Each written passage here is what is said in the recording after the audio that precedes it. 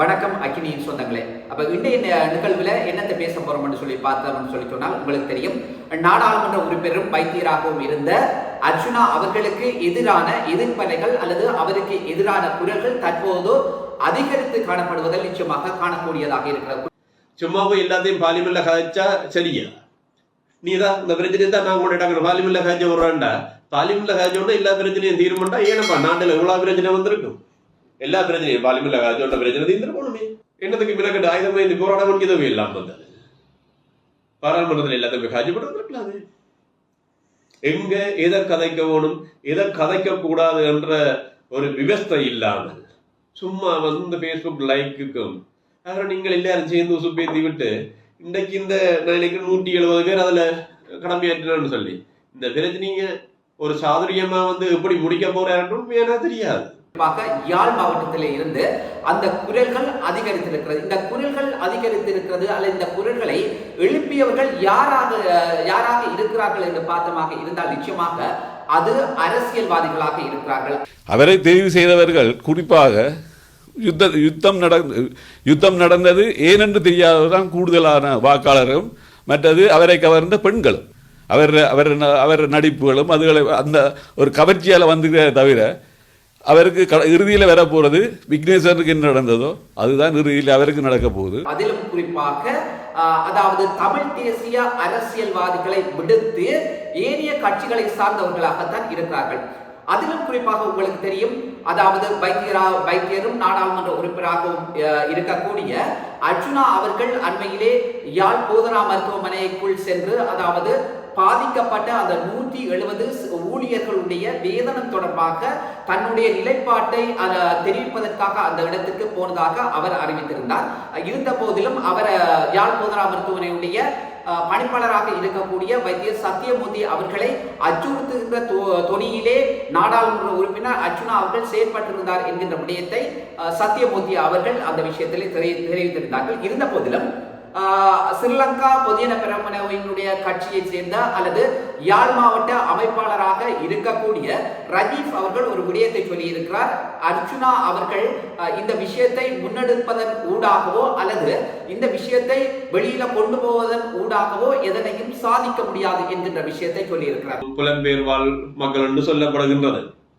அவர்களுக்கு இந்த பிரச்சனை உண்மையா வந்து முடியக்கூடாத ஆசையில தான் இப்போவும் இருக்கணும் நடக்குது. தொடர்ச்சியாக வந்து இங்கே ஏதாவது பிரச்சனை நடந்துடும், குழப்பம் நடக்கணும், தங்களோட கையில் தாங்கள்லாம் இங்கே காசு அனுப்பணும்னு நினைக்கினியா எனக்கு தெரியல. ஆனால் ஒரு பொறுப்பு வாய்ந்த சமூகமாக நாங்கள் மாற வேண்டும்.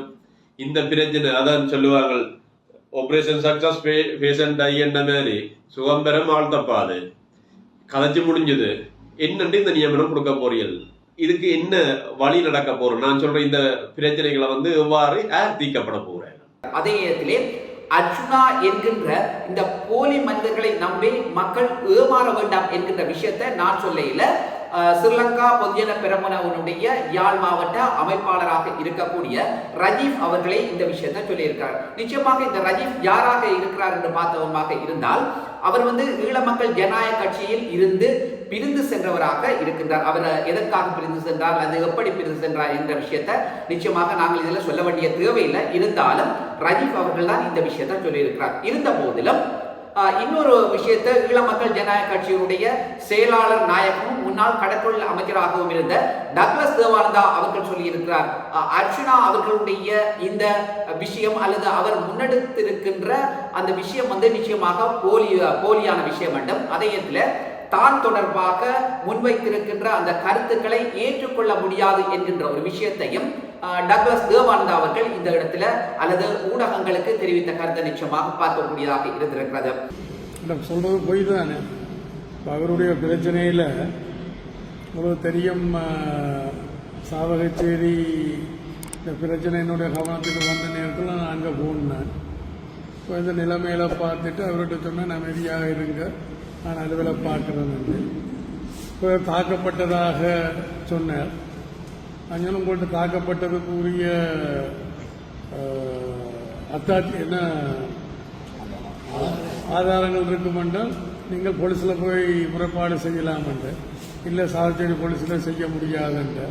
அப்போ நான் சொன்னேன், போலீஸ் அதிபரோட கதைச்சு அவருக்கு அவர் இருக்கிற கொழும்புல இருக்கிற இடம் வெளிக்கடை போலீஸில் கதைச்சு அந்த ஓய்ஸோட கதைச்சு அங்கே போய் முறைப்பாடு செய்ய சொல்லி சொன்னேன். நான் செய்கிறேன்னு சொன்னேன், செய்ய இல்லை. அதே நேரத்தில் அவரை திருப்பி அங்கே பதவியில் மீண்டும் அமர்த்துவதா இருந்தால் அவரோட எந்த வைத்தியர்களும் வேலை செய்கிறதுக்கு தயாராக இல்லைன்ற எனக்கு சொல்லப்பட்டது. அப்படின்னா அவர்கிட்ட கேட்டு உங்களோட எத்தனை பேர் வேலை செய்யணும் மட்டும் 18, 19 பேருன்னு சொன்னார். நான் ஒரு ஆள்கிட்ட பேரே நம்பர் இருந்தாங்க, நான் கதைக்கிறேன் என்றேன். 2 பேரும் எனக்கு தெரியல. இதே நேரத்திலே அர்ச்சுனா அவர்கள் முன்னெடுத்திருக்கின்ற அல்லது அவர்களுடைய அரசியலுக்கு இது மிக பெரும் பாதிப்பை ஏற்படுத்துகின்ற விதமாக இந்த பரப்புரைகள் அல்லது இந்த தகவல்கள் தொடர்ச்சியாக வெளியாகிக் கொண்டிருக்கிறது. நீங்கள் எல்லாரும் சொல்லி போட்டு பேஸ்புக்ல போட்டு வீரன் சூரன் எல்லாம் காய்ச்சி ஆளை உசுப்பேத்தி இன்னைக்கு ஏத்தி விட்டு போட்டு என்ன இந்த பிரச்சனை தீர்க்க போறீர்கள் எனவே மக்கள் இதில் ஒரு தெளிவாக இருக்க வேண்டும். நாங்கள் தொடர்ச்சியாக இது ஒரு நல்ல என்டர்டைன்மெண்டா போகுது, வடிவா கதைக்கிறான் இதன்றான்னு சொல்லி சிரிச்சு போட்டு பவுடியாகி போட்டு போறபடியமாக நாங்கள் இதனை எடுக்க இயலாது. குறிப்பாக உங்களுக்கு தெரியும், நாடாளுமன்ற உறுப்பினர் அர்ச்சுனா அவர்கள் அதாவது யாழ் போதனா மருத்துவமனைக்கு தான் சென்ற விஷயம் தொடர்பாகவும் அதே நேரத்திலே அந்த ஊழியர்களுடைய வேதனம் தொடர்பாக அவர் இந்த விஷயத்தை நாடாளுமன்றத்தில் நிச்சயமாக சொல்லியிருந்த விஷயத்தையும் எல்லோருமே பார்க்கக்கூடியதாக இருந்தது. எது எப்படியாக இருந்தாலும் தற்போது அவருக்கு ஆதரவாக குறிப்பாக புலம்பெயர் தேசங்களில் இருந்து வருகின்ற செய்திகளை பார்ப்போமாக இருந்தால் பெரும்பாலும் நாடாளுமன்ற உறுப்பினர் அர்ச்சுனா அவர்களுக்கு ஆதரவான செய்திகள் வருவதை நிச்சயமாக அவதானிக்கக்கூடியதாக இருக்கிறது. அதே நேரத்திலே இலங்கையிலே அவருக்கு எதிரான அதுக்காக இலங்கையிலே வாழ்கின்ற எல்லோரும் நாடாளுமன்ற உறுப்பினர் அர்ச்சுனா அவர்களுக்கு எதிரானவர் என்கின்ற விஷயத்தை நான் சொல்லவில்லை. ஆனால் அவருக்கு எதிரான குரல்கள் தற்போது யாழ் மாவட்டத்தில் எழுந்திருக்கிறது என்ற விஷயத்தை தான் இதுல நான் சொல்ல வரேன். வைத்தியர் அர்ச்சுனா என்ன செய்கிறார்? யாழ் வைத்தியசாலை டைரக்டராக உள்ள சத்தியமூர்த்தி ஐயாவிடம் போய் ரூமில் தான் பெரியாள் எம்பி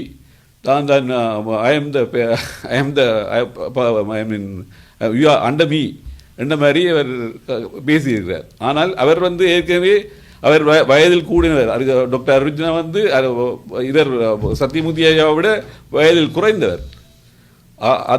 அது மட்டும் இல்லை, அவருக்கு கீழே வேலை செய்தவர். அவரை போய் இப்படி அவமதிப்பது அவர் மனநிலையே இப்படி புரிந்து கொள்ள முடியும். இதுல முக்கியமான இன்னொரு விஷயம் என்ன சொன்னா, இதுல டக்ளஸ் தேவானந்தா அவர்களை புகழ் பாடவோ அல்லது ரஜீப் அவர்களை புகழ் பாடவோ அல்லது அர்ச்சுனா அவர்களை புகழ் பாடவோ இல்லை. இதுல தற்போது நடந்து கொண்டிருக்கிற விஷயங்களை மட்டும்தான் நாங்கள் இந்த இடத்துல சொல்லிக் கொண்டிருக்கிறோம். தற்போது எழுந்திருக்கின்ற இந்த அதிர்வலைகள் அர்ச்சுனா அவர்களுடைய அரசியலே பாதிப்பை ஏற்படுத்த போகிறதா அல்லது அவர்களுடைய அரசியல் வளர்ச்சிக்கு இன்னும் பலத்தை ஏற்படுத்த போகிறதா என்கின்ற விஷயத்தை நிச்சயமாக பொறுத்திருந்தால் பார்க்க வேண்டிய தேவை இருக்கிறது. இருந்தாலும் கூடவே ஒரு உண்மையான நேர்மையான அரசியல்வாதியாக இருந்தால் அது எவராக இருந்தாலும் சரி, தங்களுடைய அரசியலை முன்னெடுக்க வேண்டுமாக இருந்தால் அல்லது மக்களுக்கான சரியான அரசியலை முன்னெடுக்க வேண்டுமாக இருந்தால் பல சவால்களை எதிர்கொள்ள வேண்டிய சூழல் ஏற்படும். அதனையும் தாண்டி செல்வதன் மூலம்தான் மக்களுடைய சரியான ஒரு தீர்வை எடுத்தியம்ப முடியும் என்பதில் எந்த விதமான மாற்று கருத்துக்கும் இடமில்லை. நல்லது சொந்தங்களே, மீண்டும் ஒரு தொகுப்பினூடாக உங்கள் அனைவரையும் சந்திக்கின்றேன். நன்றி, வணக்கம்.